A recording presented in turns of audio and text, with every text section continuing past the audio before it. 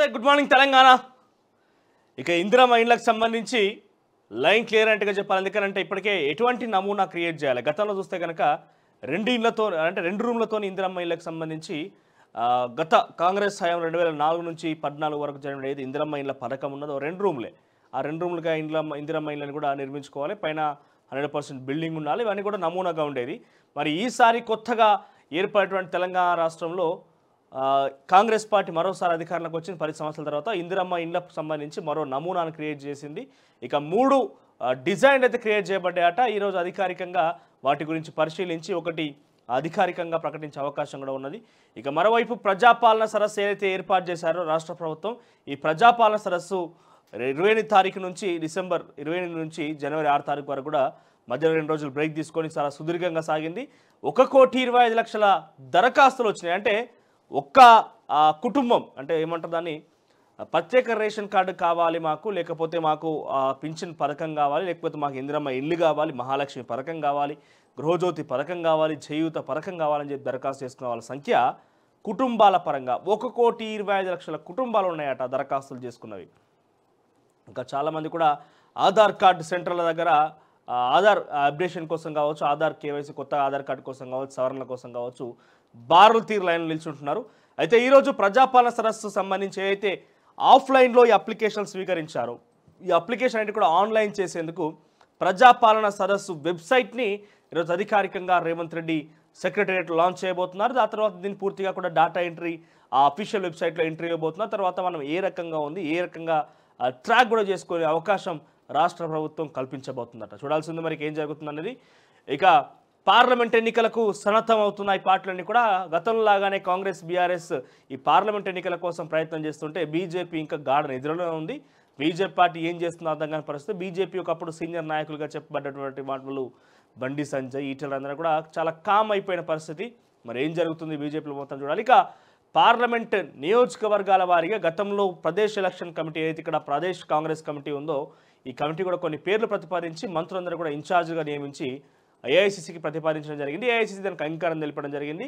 ఇక రేవంత్ రెడ్డి, బట్టి విక్రమార్క, పొంగులేటి ముగ్గురు కూడా 3 పార్లమెంట్ నియోజకవర్గాలను వాళ్ళు ఇన్ఛార్జీలుగా ఉన్నారు. ఇక నిజామాబాద్ జీవన్ రెడ్డి, తర్వాత సుదర్శన్ రెడ్డి జహీరాబాద్, మెదక్ దామోదర్ రాజ్ నరసింహ, పెద్దపల్లి శ్రీధర్ బాబు, ఆ తర్వాత కరీంనగర్ పొన్నం ప్రభాకర్, మల్కాజ్గిరి తుమ్మల నాగేశ్వరరావు, నాగర్ కర్నూలు జూపాలి కృష్ణారావు, సీతక్క ఆదిలాబాద్. సో ఇవన్నీ పేరు రకంగా ఉన్నాయి. రైట్, ఇక ఇదే అంశాలకు సంబంధించి వివిధ వార్తాపత్రికల్లో వచ్చిన కథనాలు దానికి సంబంధించి విశ్లేషణ చేసే ప్రయత్నం చేద్దాం.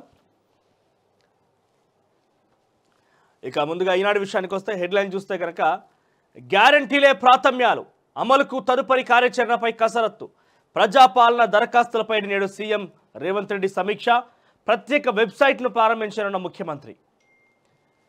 ఇక నెల రోజుల నడక ఉజ్వల భవిత వైపు అంటున్న రేవంత్ రెడ్డి. తెలంగాణ ప్రజలకు తాము సేవకులమే తప్ప పాలకులం కాదని ముఖ్యమంత్రి రేవంత్ రెడ్డి పేర్కొన్నారు. సంఖ్యలను తెంచి స్వేచ్ఛను పంచి జనం ఆకాంక్షలు నిజం చేస్తూ సాగిన నెల రోజుల ప్రస్థానం తృప్తినిచ్చిందని పేర్కొన్నారు. కాంగ్రెస్ ప్రభుత్వ నెల రోజుల పాలనపై రేవంత్ రెడ్డి ఆదివారం ఎక్స్ వేదికగా స్పందించారు. సేవకులమే తప్ప పాలకులం కాదన్న మాట నిలబెట్టుకుంటూ పాలనను ప్రజలకు చేరువ చేస్తూ ముందుకు సాగుతున్నానని చెప్పి రేవంత్ రెడ్డి చెప్పారు. ఇక 70 కోట్లు వెచ్చిస్తే 1.60 లక్షల ఎకరాలకు నీరు, మే నెలాఖరుకల్లా సీతారామ ఎత్తిపోతల లింకు కాలువల పూర్తి చేయండి, వ్యవసాయ శాఖ మంత్రి తుమ్మల నాగేశ్వరరావు ఆదేశాలు. దశల వారీగా ప్రాధాన్యాన్ని బట్టి పనులు చేపట్టాలని చెప్పి నీటిపారుదల శాఖ మంత్రి ఉత్తమ్ కుమార్ రెడ్డి చెప్పడం జరిగింది. ఇక ఏ వైద్య కళాశాలనైనా ఫీజు ఎంతో ముందే చెప్పాలి, అప్పుడే ఆ సీటు లెక్కలోకి సొంతగా చేర్చుకోవడం కుదరదు. కౌన్సిలింగ్ మొత్తం ఆన్లైన్లోనే. పోస్ట్ గ్రాడ్యుయేట్ వైద్య ప్రవేశాలపై ఎన్ఎంసీ కొత్త మార్గదర్శకాలు. ఇక పీజీ ఫీజులు వైద్య కళాశాల ఎంత ఉన్నాయని ముందా చెప్పాలి, లేకపోతే ఇష్టానుసారంగా ₹1,00,00,000, 2 కోట్లు, 4-5 కోట్లు పెట్టి కూడా సీటు కొనాల్సిన పరిస్థితి వస్తుంది. కాబట్టి ముందుగానే ఆ సీటుకి ఎంత ధర నిర్ణయించారో ముందుగానే ప్రభుత్వానికి బయటికి పబ్లిక్కి ఇవ్వాలట. దాంతోపాటుగా కౌన్సిలింగ్ మొత్తం ఆన్లైన్ నిర్వహించే విధంగా నేషనల్ మెడికల్ కౌన్సిల్ ఆదేశాలు జారీ చేసింది. లోక్సభ స్థానాలకు సమన్వయకర్తల నియామకం జాబితాను ప్రకటించిన ఏఐసీసీ. 2 నియోజకవర్గాలకు రేవంత్, బట్టి, పొంగులేటి. ఇక కాంగ్రెస్ సర్కారు తిరోగమన చర్యలు, నెల రోజుల్లోనే ఆ ప్రభుత్వానికి అప్రతిష్ట. జహీరాబాద్ లోక్సభ స్థానంపై సమీక్షలో కేటీఆర్, భవిష్యత్తు బారాసదరని హరీష్ రావు. యువ ఓటర్ల నమోదుకు ప్రాధాన్యం, పథకాల లబ్ధిదారులకు కేంద్రం కృషి గురించి వివరించాలి. మహిళా అభ్యున్నతి కార్యక్రమాలపై విస్తృత ప్రచారం, భాజపా ఎన్నికల కార్యాచరణ భేటీలో కిషన్ రెడ్డి. ఇక బంగ్లా ప్రధాని పీఠం మళ్ళీ హసీనాదే. సార్వత్రిక ఎన్నికల్లో మెజార్టీ సాధించిన అవామీ లీగ్. విపక్షాల బహిష్కరణ, ఘర్షణల మధ్య ముగిసిన పోలింగ్ 5వసారి సుమారుగా. ఇక లక్షద్వీప్పై మాల్దీవుల మంత్రుల అక్కసు, అంతా పరిశుభ్రంగా ఉంచారని వ్యాఖ్యలు. భారత్ తీవ్రంగా స్పందించడంతో వారి సస్పెన్షన్. ఇక గంటకు 1731. ఇది గతేడాది ట్రాఫిక్ ఉల్లంఘనల తీరు. ఇక 2 రోజుల్లో ఈ ట్రాఫిక్ చలనం ముచ్చట ముగుస్తుంది. ఇంకెవరన్నా పెండింగ్లో ఉంటే 10వ తారీఖున ఈ ముచ్చట ముగుస్తుంది కాబట్టి ముందస్తుగానే ఈ పెండింగ్ చలనం మొత్తం కూడా క్లియర్ చేసుకోరు. ఇప్పుడు ఒక్కొక్కరు చూస్తే డిస్కౌంట్ రూపంగా 3-4 వేలు ఉన్నాయి.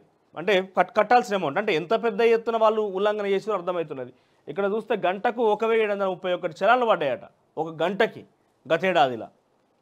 ఇక జరిమానాలు విధిస్తున్న తగ్గని కేసులు, వాహనదారుల్లో కనిపించని మార్పు.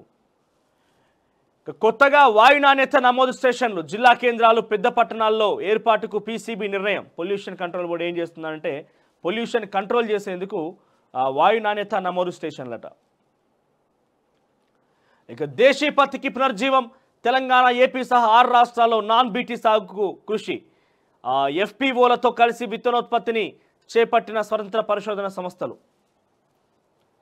ఇక ఇది నాట్లో వార్తలు హెడ్లైన్స్. ఇక ఆంధ్రజ్యోతి విషయానికి వస్తే, బీజేపీపై ఉమ్మడి అభ్యర్థి, ప్రతి చోట ఒక్కరిని నిలిపి వ్యూహంలో ఇండియా, సీట్లపై కసరత్తు షురు, నెలాఖరులోపు ముగింపు. అయితే ఇండియా కూటమిలో పార్టీలు అయితే ఉన్నాయో ఈ పార్టీలన్నీ కూడా ప్రత్యర్థి, అంటే ఉదాహరణ తీసుకుని వెస్ట్ బెంగాల్లో మమతా బెనర్జీ కనుక ఒక పార్లమెంట్ నియోజకవర్గంలో స్ట్రాంగ్గా ఉండే కనుక తృణమూల్ కాంగ్రెస్ పార్టీ అభ్యర్థి, ఆ స్థానంలో కాంగ్రెస్ పార్టీ ఎటువంటి అభ్యర్థులను నిలపకూడదు. సో అది ఆ నిర్ణయంగా బీజేపీని ఎదుర్కోవడమే లక్ష్యంగా బీజేపీ వర్సెస్ ఇండియా కూటమి నుంచి ఒక అభ్యర్థి తప్ప ఇతర పార్టీ నుంచి, అంటే ఈ పార్టీల మధ్య పొట్టు ఉండే అవకాశం లేదు. కేవలం పంజాబ్లో మాత్రం విడివిడిగా పోటీ చేస్తామని కాంగ్రెస్, ఆమ్ ఆద్మీ పార్టీ 2 పట్టుబడుతున్నాయట. ఇక మనోళ్లే చంపేస్తున్నారా, విదేశాల్లో వరుసగా భారత శత్రువుల హతం. భారత గడ్డపై ఉగ్ర చర్యలకు పాల్పడ్డవారు కథం. పాక్, కెనడా, యూకే, నేపాల్లో ఇలాంటి హత్యలు. నిజర్ మృతి వెనుక భారత ప్రమేయంపై కెనడా ఆరోపణలు. ఈ తరహా హత్యలకు పెట్టింది పేరు ముసాద్. ఇక మన రా కూడా అదే బాటలు నడుస్తోందని అనుమానాలు. ఇక ఎవరు చంపుతున్నారో తెలియదు, ఎందుకు చంపుతున్నారో తెలియదు, కానీ చస్తోంది మాత్రం భారత శత్రువులు. మతం, వేర్పాటువాదం, ఇలా రకరకాల కారణాలతో ఇండియాలో కల్లోలం సృష్టించాలనుకుంటున్న వారు వరుసగా మర్డర్ అయిపోతున్నారు. ఈ తరహా హత్యలకు పెట్టింది పేరైన ఇజ్రాయెల్ గూఢచార సంస్థ మొస్సాద్ తరహాలో వాళ్ళని వేటాడి చంపుతున్నది మన రా రీసెర్చ్ అండ్ అనాలిసిస్ వింగ్. ఇక ఏజెంట్ల లేక మరెవరో అయితే అది ఎవరు అనేవి ఇప్పటిదాకా సమాధానం తెలియని ప్రశ్నలు. ఎవరైతేనేం వీరిని చంపుతోంది మన గూఢచారులు కాకుండా మరెవరైనా అయితే మాత్రం కాగల కార్యం గంధర్వులే తీర్చినట్టు లెక్క. ఇక పాక్లో మత గురువు అల్లా మసూద్ దారుణ హత్య. ఇస్లామాబాద్లోని పట్టపగలే ఘటన. తుపాకీతో కాల్చి చంపిన దుండగులు. భారత వ్యతిరేకిగా మసూద్పై ముద్ర. ఇక మాల్దీవ్ మంత్రులపై వేటు. ఎందుకనంటే లక్షద్వీప్లో మొన్న ఫోటోషూట్కి వేరు కదా, మోడీ గారు వెళ్ళి ఫోటోషూట్ చేసుకొని అక్కడ ఆయన స్విమ్మింగ్ చేసిండు కదా. సో ఎంతేమైనా కూడా మాలాగా మీరు నీట్గా ఉంచలేరని చెప్పి కొన్ని ఏమంటారు సెటైరికల్గా ఇండియాను ఉద్దేశించి వాళ్ళు పెట్టిన ట్వీట్లకు గాను ఇండియా చాలా ఘాటుగా రియాక్ట్ అయిపోయింది. ఎవరైతే కొంతమంది మాల్దీవ్స్కి టూర్లో భాగంగా వెళ్లాల్సిన వాళ్ళు కూడా బాయ్కాట్ మాల్దీవ్స్ అంటూ హ్యాష్ట్యాగ్ ట్రెండింగ్ చేసేసి దాన్ని బాయ్కాట్ చేయడంతో ఇక్కడ మాల్దీవ్స్ సంబంధించినటువంటి ప్రభుత్వం ఏం చేసింది, ఆ మంత్రుల మీద వేటు వేసింది. ఎవరు, మరియం, మల్షా షరీఫ్, మజూమ్ మాజిద్, ఇలా 3 మీద కూడా వేటు వేసింది. మోడీ గురించి, ఇండియా గురించి తప్పుగా మాట్లాడినందుకు, సెటైరికల్గా మాట్లాడినందుకు. ఇక ఇందిరమ్మ ఇళ్ల నమూనాలు రెడీ. 3 డిజైన్లు రూపొందించిన గృహ నిర్మాణ శాఖ అధికారులు. సర్కారు పరిశీలనలో నమూనాలు, వీటి ప్రకారం నిర్మిస్తేనే 5 లక్షలు. ప్రజాపాలనలో 25 లక్షల దరఖాస్తులు అర్హులకు తేల్చాక అమలు. ఇక ప్రజాపాలనలో 25 లక్షల మంది నాకు ఇల్లు లేదని చెప్పి అప్లై చేసుకున్నారట. 25 లక్షల మంది నాకు ఇల్లు అప్లై చేసుకున్నారట. వీళ్ళందరూ కూడా పరిశీలించి అర్హులను తేల్చిన తర్వాత ఆ పథకం అమలు చేస్తారట. ఇక ప్రజాపాలనపై నేడు సీఎం సమీక్ష. తదుపరి చర్యలపై మంత్రులు, సీఎస్ ప్రత్యేక అధికారులతో చర్చ. ప్రజాపాలన వెబ్సైట్ను ప్రారంభించనున్న రేవంత్. 1.25 కోట్ల ఆర్జీలు రాక. ఇక 3వ గ్యారంటీ అమలుకు సన్నాహాలు. నెల రోజుల పాలనలో తృప్తి. CM Revanth Reddy tweet. ఇక ఈ నెల రోజుల్లోనే మరొక 2 పథకాలకు సంబంధించి చేయూత ఇప్పటికే రైతు బంధు పేరిట వస్తున్నటువంటి ఈ రైతు భరోసా కార్యక్రమాన్ని కొనసాగింపుగా చేస్తున్నామంటే ఎవరు వ్యవసాయ శాఖ మంత్రి తుమ్మల నాగేశ్వరరావు కూడా ఇప్పటికే ప్రకటించిండు. ఇకపోతే మహిళలకు సంబంధించి 2500 రూపాయలు ఏదైతే మహాలక్ష్మి పథకం ఉన్నదో ఆ పథకాన్ని సంక్రాంతిలోగా ప్రజలకు అందించే విధంగా రాష్ట్ర ప్రభుత్వం కార్యాచరణ రూపొందించిన దానికి సంబంధించి పూర్తి స్థాయిలో ఎలిజిబిలిటీ క్రైటీరియాతో పాటుగా రకరకాల అన్వేషించిన తర్వాత ఇది కొనసాగింపు జరగబోతోంది. మరోవైపు చేయూత పథకం ఏదైతే ఉందో మహిళా వితంతువులకి వికలాంగురాలకు ఎవరైతే అయితే పెన్షన్ పెంపు చేస్తామని చెప్పి రాష్ట్ర ప్రభుత్వం హామీ ఇచ్చిందో అది కూడా అమలు చేసే అవకాశం ఉంది. సో ఈ 2 గ్యారెంటీలను కూడా ప్రజల్లోకి ఈ సంక్రాంతిలోగా తీసుకెళ్లేందుకు రాష్ట్ర ప్రభుత్వం కసరత్తు ప్రారంభించింది. ఇక సాహితీ ఇన్ఫ్రా మోసం 1800 కోట్లు, సిసిఎస్ ప్రత్యేక బృందాలతో దర్యాప్తు జరుపుతాం, సాహితీ సంస్థ ఆస్తులను అటాచ్ చేస్తాం, బాధితులందరికీ న్యాయం జరిగేలా చూస్తాం, Hyderabad crimes joint CP Ranganath. సాహితీ గురించి తొలివెలుగు మొదటి నుంచి చెప్పుకుంటూ వస్తుంది. సాహితీకి సంబంధించిన రియల్ ఎస్టేట్ ఏజెంట్ కంపెనీ అడ్డగోలుగా ప్రజల దగ్గర నుంచి డబ్బులు తీసుకొని వాళ్ళు మోసం చేసిపోయారు అనేది మొదటి నుంచి తొలివెలుగు చెప్తున్నాం. దానికి సంబంధించి సిసిఎస్ ఎవరైతే క్రైమ్ సంబంధించినటువంటి పోలీస్ అధికారులు ఉన్నతాధికారి సిపి రంగనాథ్ వెల్లడించారు. సో దాని మొత్తం కూడా బట్టబయలైంది. 1800 కోట్లు మోసం జరిగిందని చెప్పి నిర్ధారణకు వచ్చారు. మొత్తం కూడా ఈ ఆస్తులను అటాచ్ చేస్తామని చెప్పి చెప్తున్నారు. ఇంకపోతే ఆధార్ అవస్థ సవరణలకు రోజుల తరబడి ప్లాట్లు. గతంలో రాష్ట్రంలో 1800 సెంటర్లు, ప్రస్తుతం 350 కన్నా తక్కువే. వాటిలో రోజుకు 50-60 టోకెన్లే. అర్ధరాత్రి నుంచి ప్రజలు బార్లు. ఇదివరకు మీ సేవల్లో మార్పులు. సో ఆధార్ కార్డ్ అప్డేషను లేకపోతే గ్యాస్ సిలిండర్ల కోసం 500 రూపాయలకి గ్యాస్ సిలిండర్ రావాలనే విషయంలో అందరు కూడా కేవైసీ అప్డేట్ కోసం బార్లు దీటి గ్యాస్ గోడౌన్ల ముందు లేకపోతే గ్యాస్ కంపెనీల ముందు ఆ తర్వాత ఈ ఆధార్ స్టేషన్ల ముంగట ఇట్లా బార్లు నిల్చుంటారు. ఇది నిరంతర ప్రక్రియ. 6 తారీఖున ముగుస్తుందని అంటే కేవలం 6 తారీఖు వరకు డెడ్ ఎండ్ అనేది కాదు. 5 సంవత్సరాల కాలంగా నిరంతర ప్రక్రియ. కాకపోతే ఈ ప్రజాపాలన నేరుగా ప్రజల వద్దకే అధికారులు వచ్చి మీ దరఖాస్తులు తీసుకున్నటువంటి ప్రక్రియ ప్రతి 4 నెలలకు ఒకసారి ఉంటుంది.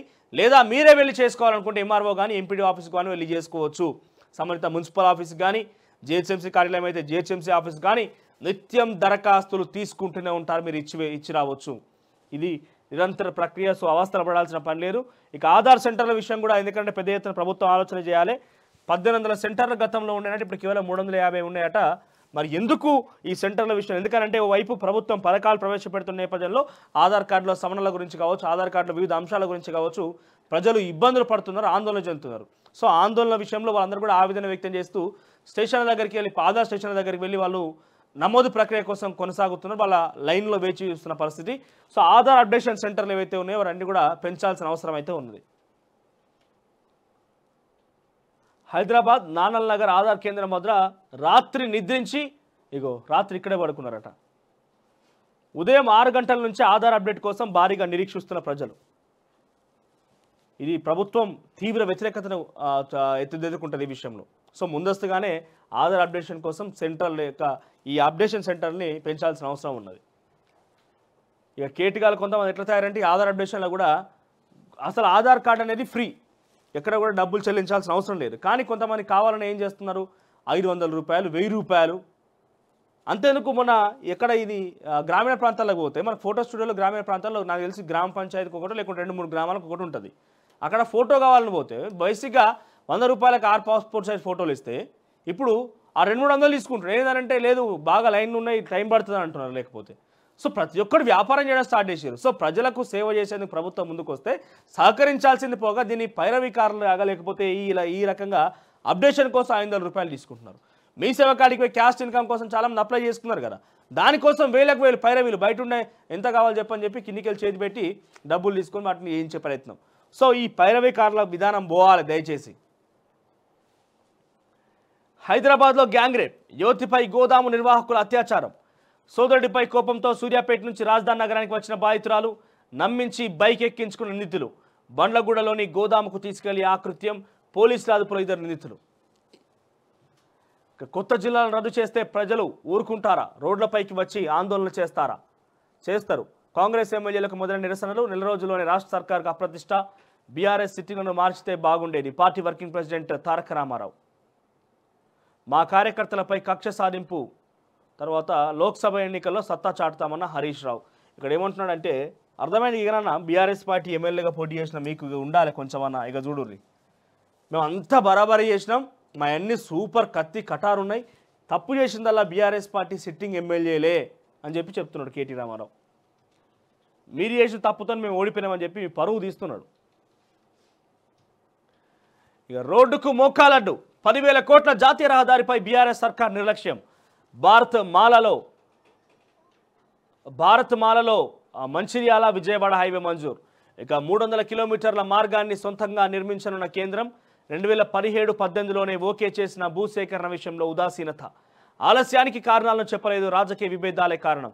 రాష్ట్ర స్థాయి అధికారుల నుంచి కింది ఉద్యోగుల వరకు ఇదే తీరు. ప్రాజెక్టు టెండర్లను పూర్తయినప్పటికీ పట్టించుకొని గత ప్రభుత్వం. కాంగ్రెస్ ఆధ్వర్యంలో కొత్త సర్కార్ దృష్టి సారిస్తే అభివృద్ధికి బాట. అది ఇక్కడ నుంచి నాగపూర్ నుంచి విజయవాడకి కొత్తగా నేషనల్ హైవే కోసం కేంద్ర ప్రభుత్వం నేరుగా వాళ్ళే డబ్బులు వెచ్చించి మేము కడతామని చెప్పి చెప్పడం జరిగింది. అయితే రాష్ట్ర ప్రభుత్వం చేయాల్సింది ఏంటంటే వీళ్ళు ఆ భూసేకరణ చేయాల్సిన అవసరం ఉండే. ఇక్కడెక్కడ మన దగ్గర మంచిర్యాల మీదుగా విజయవాడకి ఇది మన తెలంగాణ నుంచి పోయేది. ఖమ్మం వరకు ఉంటుంది తెలంగాణ, తర్వాత విజయవాడ వరకు ఈ లైన్ ఉంటుంది. ఇది కాళేశ్వరం ప్రాజెక్టు మీదుగా అట్లాంటి ఆ రూట్ అన్నట్టు ఇది. సో దీనికి భూసేకరణ చేయకుండా 2017-18 ఓకే చేసినట్టు కేంద్ర సర్కార్. మొత్తం 100% ఫండ్స్ మొత్తం కూడా కేంద్రం నుంచి వచ్చేవే. వీళ్ళు చేయాల్సింది ఖాళీ భూసేకరణ చేపట్టాలి. అది చేపట్టకుండా తాత్సారం చేసిరట. ఈ కొత్త ప్రభుత్వమే జరుగుతుంది లేదు చూడాలి. ఇక పాలమూరు చేవెళ్లకు రేవంత్. లోక్సభ ఎన్నికలకు కాంగ్రెస్ సమన్వయకర్తల నియామకం. హైదరాబాద్ సికింద్రాబాద్ బాధ్యతలు డిప్యూటీ సీఎంకు. పొంగులేటుకి 2, మిగతా మంత్రులందరికీ ఒక్కో స్థానం. నిజామాబాద్కు జీవన్ రెడ్డి, జైరాబాద్కు సుదర్శన్ రెడ్డి. ఇది ఆంధ్రజ్యోతిలో హెడ్లైన్స్. ఇక వెలుగు విషయానికి వస్తే సంబురంగా మల్లన్న లగ్గం. కొమరవెల్లికి సంబంధించిన వేడుకల గురించి ఇక సంఖ్యలు తెంచి స్వేచ్ఛను పంచడమని చెప్పి ఆ 4 రోజుల పరిపాలన మీద ఎక్స్లో రేవంత్ రెడ్డి ట్వీట్ చేసిన పరిస్థితి. ఇక ఆర్థిక వ్యవస్థను సెట్ చేద్దాం, గాడిన పెట్టేందుకు రాష్ట్ర ప్రభుత్వం కసరత్తు. అప్పులు దుబారా ఖర్చులు తగ్గించాలని నిర్ణయం. తక్కువ వడ్డీ దొరికే లోన్ల వైపే మొగ్గు. సొంతగా నిధులు సమకూర్చుకోవడం పైన ఫోకస్. ఫైనాన్షియల్ ఎక్స్పర్ట్స్ సలహాల సూచనలతో ముందుకు. ఇప్పటికే ఆర్బీఐ మాజీ గవర్నర్ రఘురాం రాజన్తో సీఎం రేవంత్ బట్టి విక్రమార్క భేటీ. వచ్చే బడ్జెట్ ఉన్నట్టు రూపొందించాలని అధికారులకు ఆదేశం. ఇక లోక్సభ ఎన్నికల ప్రచారానికి 13న ప్రధాని మోదీ శ్రీకారం. తర్వాత కార్గిల్ ఎయిర్ స్ట్రిప్పై ఐఎఫ్సి 130J ల్యాండింగ్. ఇక ఇరిగేషన్ ఆఫీస్లో కంప్యూటర్ల మాయం. ఇది గమ్మత్తున్నది ముచ్చటేదో. కరీంనగర్ జిల్లాలో ఎక్కడ తిమ్మాపూర్ మండలంలోని ఇరిగేషన్ ఈ ఆఫీసులో ఆదివారం దొంగలు పడ్డరట. విలువైన ముఖ్యమైన ఫైల్స్ ఉన్న కంప్యూటర్లు ఎత్తుకపోయారట. మరి దొంగలు ఎవరై ఉంటారు? నిజంగా దొంగోడైతే ప్రభుత్వ ఆఫీస్కి పోయి ఈ ఫైళ్ళతో పని ఉండదేం. ప్రభుత్వ ఆఫీస్కి పోయి ఈ ఫైల్ ఉన్న కంప్యూటర్తోని హార్డ్ డిస్క్తో పని ఏముండదు. నిజమైన దొంగ అయితే గీతే ఇల్లు దోయాలి, లేకపోతే రోడ్ల మీద ఇంకేమైనా సామాన్ ఎత్తుకపోవాలి, బొచ్చాడు ఉంటాయి. ఈ ఆఫీస్ కాడికి పోయి ఆ కంప్యూటర్ ఎత్తుకపోవాల్సిన పరిస్థితి ఏమొచ్చింది. మళ్ళీ దీంట్లో కూడా చూస్తే అన్ని కంప్యూటర్లు పట్టుకపోలేదట, 1-2 కంప్యూటర్లు పట్టుకపోయారట. ఆ దొంగలు కాదు వాళ్ళు. దొంగతనం చేసిన వాళ్ళు గిట్లెందుకు చేస్తారు? ఆ కథ వేరున్నది. ఇక సిట్టింగ్ ఎమ్మెల్యేలను మారిస్తే బాగుండేది, మొత్తం మీరే చేసారు. ముమ్మర్లి సీమ లెక్క ప్రకాష్ రాజు ఏంటి సిద్ధార్థేనా వీళ్ళిద్దరు లెక్క మొత్తం మీరే చేస్తారు నాన్న అన్నట్టు కేటీఆర్ ఏమంటున్నాడు, మొత్తం మీరే చేసారు. సిట్టింగ్ ఎమ్మెల్యేలు చేయడం వల్లే మేము ఓడిపోయినాం, అలా టికెట్ ఇవ్వకుండా మంచిగా ఉండేది, ఒక్కొక్కరు పొట్టు పైసలు దోచుకున్నారని చెప్పి చెప్పగానే చెప్తున్నాడు కేటీఆర్. సిట్టింగ్ ఎమ్మెల్యేల మీద ఉన్న వ్యతిరేకతనే బీఆర్ఎస్ పార్టీని ఓడించిందట.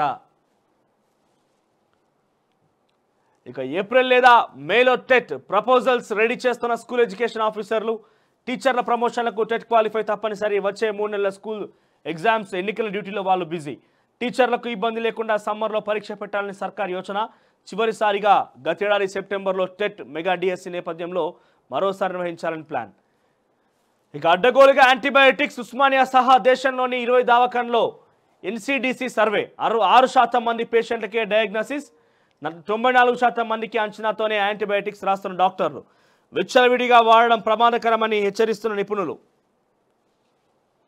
ఇక అయోధ్య వేడుకలు దేశమంతా లైవ్ ఇచ్చేందుకు బీజేపీ ప్లాన్ చేస్తుందట. ఇక మాల్దీవ్స్ మంత్రుల చిల్లర కామెంట్లు. లక్షద్వీప్లో మోదీ పర్యటనపై అక్కసు. ఇక ఆస్తి కోసం భార్యతో కలిసి తల్లిని చంపిన కొడుకు.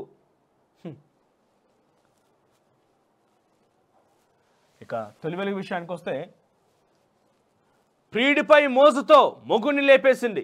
గుండెపోటుగా నమ్మించేందుకు ప్లాన్. సిద్దిపేట జిల్లాలో టీచర్ ఘాతుకం. వాడొక హిజ్రా. వేధింపులు తట్టుకోలేకే వేసేసా. పోలీసుల విచారణ నిజాలు వెల్లడి. బరబిడ్డ. ఇక కాళేశ్వరం దేశంలోనే అతిపెద్ద స్కామ్, సిబిఐ విచారణపై ఉపేక్ష ఎందుకు? బీజేపీ నేత డీకే అరుణ ఫైర్. కాంట్రాక్టులు దోచుకుతున్నారు కోదండరాం పవర్ పాయింట్ ప్రజెంటేషన్. ఇక మూసి మురికి బదిలిస్తాం డీకే అరుణ. ఇక ఫిబ్రవరిలో 20,000 ఉద్యోగాలు కసరత్తు ప్రారంభించిన కాంగ్రెస్ సర్కార్. జాబ్ క్యాలెండర్ అమలుకు ప్రణాళికలు. ఇప్పటికీ వాయిదా పడ్డ పోస్టుల భర్తీకి ప్లాన్. ఫిబ్రవరి 1న గ్రూప్ 1 నోటిఫికేషన్. టీఎస్పీఎస్సీకి యూపీఎస్సీ సాయం. ₹1 రుసుము లేకుండానే దరఖాస్తులు. ఇట్లా కావాలి. అడ్డగోలుగా వేలకు రూపాయలు పెట్టి అప్లికేషన్లు తీసుకుంటూ 3-4 సార్లు ఎగ్జామ్ ఫెయిల్ చేస్తుంది. అప్లికేషన్లకు కట్టాలి, పోరాన్ ఛార్జీలకు కట్టాలి, చదువుకొని కట్టాలి. ఆఖరికత ఏమైందంటే ఏం లేక నిరుద్యోగం మీద మళ్ళీ ర్యాపిడోలో స్విగ్గీలో కొట్టుకుంటూ కూర్చోవాలి. ₹1 రుసుము లేకుండానే దరఖాస్తులు తీసుకుంటారు టీఎస్పీఎస్సీలా. ఇక 17 జిల్లాలు, పార్లమెంట్ సెగ్మెంట్కో జిల్లా. పునర్విచారణ కోసం కమిటీ ఇష్టం వచ్చినట్టు విభజించారు. పేర్లు కూడా చెప్పలేరన్న సీఎం రేవంత్. ఇక 1800 కోట్లు కొట్టేశాడు. భూదాటి వసూల లెక్క తేల్చిన పోలీసులు. ఫ్రీలాన్స్ చాపర్స్తో జనాన్ని అట్టేటం ఉంచిన సాహితీ ఇన్ఫ్రా. 3,000 మందికి పైగా బాధితులు. సొమ్మంతా విదేశాలకు తరలింపు. దర్యాప్తునకు సీసీఎస్ స్పెషల్ టీం. ఇక రేవంత్ను వదిలే ప్రసక్తే లేదు. ఎంపీ ఎన్నికల్లో గెలుపు మనదే. తప్పులు సరిదిద్దుకొని ముందుకెళ్దాం. గత ఎన్నికల్లో సిట్టింగ్లు ముంచేశారు. గెలుస్తామనుకున్న చోట కూడా ఓడాం. లోక్సభ ఎన్నికలకు బీఆర్ఎస్ రూట్ మ్యాప్. ఇది తొలివెళ్ళినటువంటి హెడ్లైన్స్. ఇక నమస్తే తెలంగాణ విషయానికి వస్తే, ఇక తెలంగాణ పదాన్నే చెరిపేసే కుట్ర. అబద్ధం ముందు అభివృద్ధి ఓడిపోయిందన్న కేటీఆర్.